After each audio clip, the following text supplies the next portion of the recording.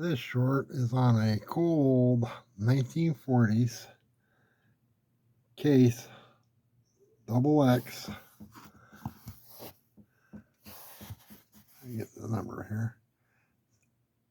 6235, I believe.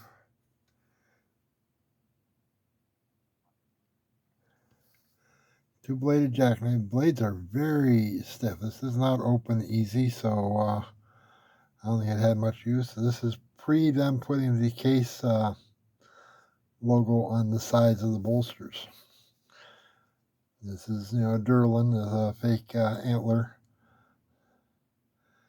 They used the case double X like that from 1940 to 1964. However, in the 50s, they started putting the case symbol on the side of the bolster. So this is older than that. And this is actually really nice shape. Blades are good. Handles are nice. It's straight. That's a beauty knife.